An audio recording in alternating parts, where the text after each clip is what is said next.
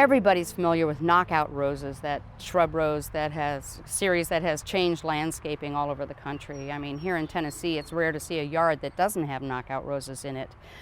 The great thing is that there's newer breeding, ongoing breeding of these disease-resistant shrub roses that offers a new range of colors and sizes beyond knockouts. One problem with knockouts is they get so big. I mean, people think they're buying a 4-foot bush and it ends up growing 6-7 feet tall, and you have to whack it back all the time and it outgrows its space, and it's a problem, especially on smaller lots.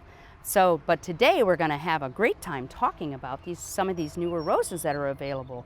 And we have the pleasure of being here at Colorburst Wholesale Nursery outside of Murfreesboro with Matt Veer, who grows these beautiful plants and owns this wonderful place. And Matt, I just want to thank you for having us here. Well, thanks for coming down, Marty. It's a pleasure. This kind here, it looks like this strain is called Oh So Easy. Tell us about that. Right, the Oh So Easy series of roses has been around a couple of years, and it started with just a few different varieties available in the market, but it's grown now to where there are about 8 or 10 of the different colors in the series so with different names: mango salsa, cherry pie, paprika, strawberry crush. Right. And these roses, they have the same disease resistance that the knockouts had. Oh, great. No black spot to speak of. No black spot. You may see it occasionally here in the But it doesn't defoliate the plant. No, correct. These plants are great in that they only get to most of them no taller than 3 feet. I don't know that any of them get taller than 3 feet, and some are actual ground covers. Right. And they bloom throughout the summer. They'll bloom, take a little break, set more buds, bloom again within a couple of weeks. Do. Like knockouts, exactly. But they don't they don't evolve to that monstrous size. Right, so they really stay a manageable size. Yes. That's wonderful.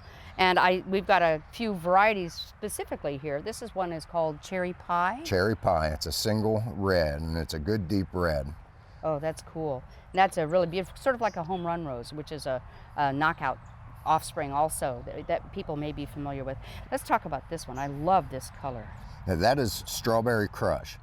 And Strawberry Crush starts out almost even a little deeper than this with a little more orange. Sort of coral pink. Coral pink, and as the flower stays open within a day or so, it turns to a softer pink. Softer pink, and the plant, as it gets larger, will be covered with various colors of flowers. And this is one of the ones that gets like a 3-foot small shrub, right? Right, yeah. right, correct. Really beautiful. I've used this in landscapes already. It's just a terrific plant. And the color just blends with everything. It's a wonderful, wonderful shade. I think that pastel blend is so pleasing. And this one is really cool. This is another single. Right, this is one called Paprika, and it's a great seller here in Tennessee because you don't get many flowers with bright orange, or roses or other shrubs with bright orange flowers. Everybody likes the vols, and everybody likes orange flowers. Yeah, Tennessee vols, there you go. And it's a compact one. It's not a spreader. It goes to about 2.5 feet by about that wide, also 2.5 feet wide, just a kind of an oval-shaped shrub, and it is just loaded with orange blooms throughout the summer. Now, will these just culturally, how much shade will these take, or do they have to have full sun? They don't have to have full sun, and there are varying degrees of shade. Right. They need bright light. Bright light. They don't need direct sun all the time. But half a day of sun is fine. Half a day of sun would be great. Okay, so, and shade varies too, like you were saying. Right, shade varies. If it's a low branch tree it's under, or a high branch tree. Or up against a building, which is super dense shade. Right, yeah, yeah. So they like bright light, 4 hours of sun. Okay, and the way you'll know if you're not getting enough sun on a rose is it'll grow, but it won't bloom. Right. Right, and it'll be sparse. It'll be a lot sparse, of foliage, not many flowers. Let's move on to these little guys and this series. Okay. This is a relatively new series called the Drift series of roses. And the Drift roses are smaller, again, than Knockout, but even a little bit more compact than the Oh So Easy series, but they're not miniatures. Right. I think of these kind of as contained ground cover type roses. Yes, they don't spread 6 feet, but they spread more than they grow Almost up. kind of like some spireas. Same dimensions. And they're very clean. None of these plants have been sprayed this year with a fungicide or insecticide of any type. They're all clean as can be. There is nothing on these. They look beautiful. And this series, this red one right here is called Red Drift. It's a double red.